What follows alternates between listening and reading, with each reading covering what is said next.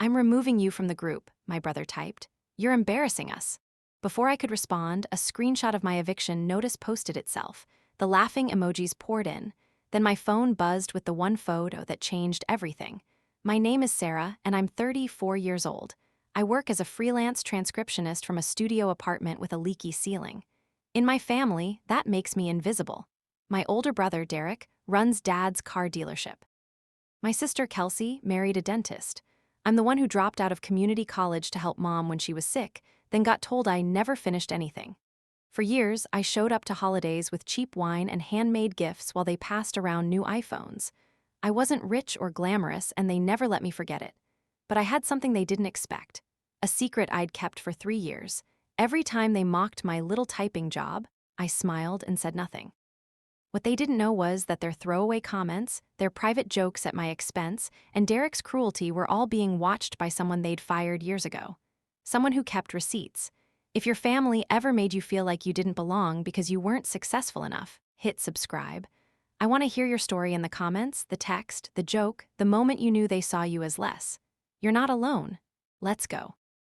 Derek added me to the family WhatsApp group as a pity invite to my niece's birthday party. He typed, "Just so you know, store-bought cookies are fine. We know money's tight." I didn't respond. Then Mom asked if I finally got a real job yet. Kelsey posted a meme that said, "When your sister still lives like a college student at 34. Laugh emojis from my own mother. I typed, "I'm doing okay, actually." Derek replied, "Sarah, be real, you'll never amount to anything." Some people just don't have it. Before I could type back, a photo posted itself to the group. It was my eviction notice, dated 2 weeks from now. I didn't send it. My phone was on the table. Derek admitted he took a picture of it from my bag when he helped me move last month. "See," he wrote, "she can't even keep an apartment. Pathetic." The twist came right under his message.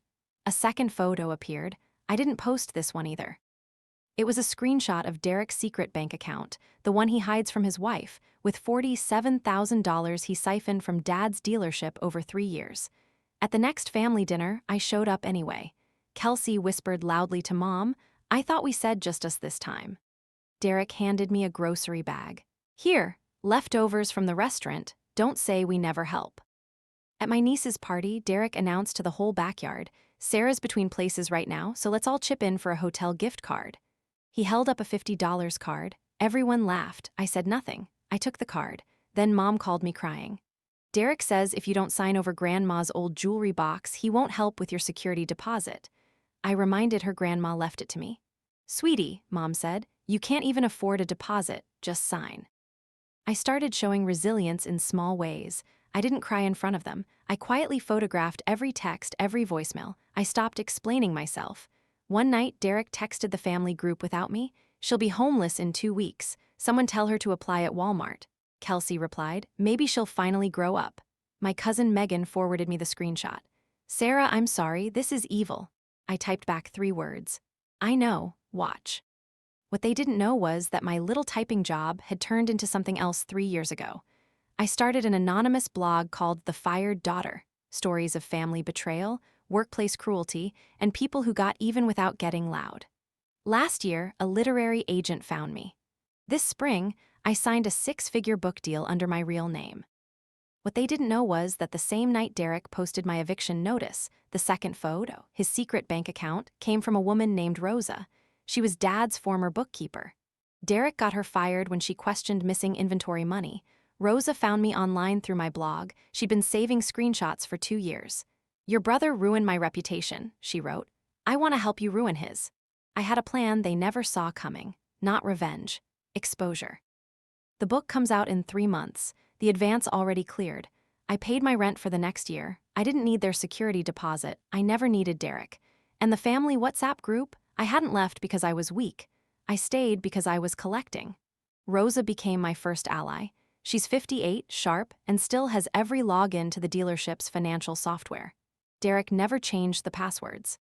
Rosa provided me with 3 years of embezzlement records, fake sales reports, and texts where Derek bragged about hiding money from the IRS. My second ally was my cousin Megan, the black sheep who got written out of the will for marrying someone beneath us. She agreed to be at the confrontation. The family grew arrogant. Derek bought a boat. Kelsey announced a second honeymoon in Italy. Mom told me, "See, Derek takes care of everyone. I nodded. He sure does. Derek hosted a celebratory dinner at a steakhouse to show off the boat.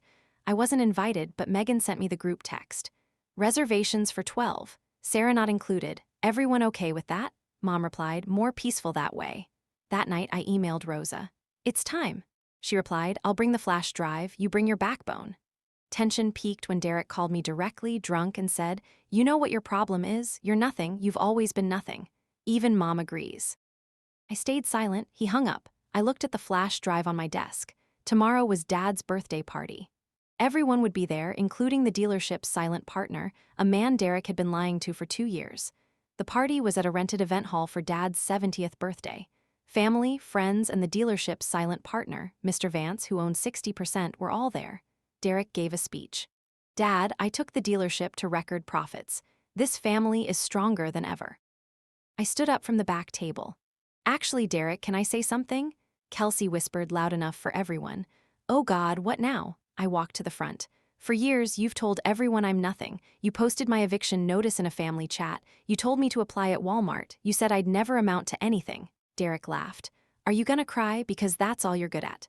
I pulled out my phone. Rosa, you there? Rosa walked in from the kitchen entrance. She handed Mr. Vance a sealed envelope. 3 years of embezzlement records, Mr. Vance. Derek took $47,000 from the dealership, then another $18,000 last year marked as inventory loss. The room went silent. Derek turned white. That's a lie. She's a disgruntled ex-employee. I also brought texts, Rosa said, where you admit hiding money from the IRS, and Sarah's not finished. I pulled out my book contract. 3 months from now, The Fired Daughter comes out.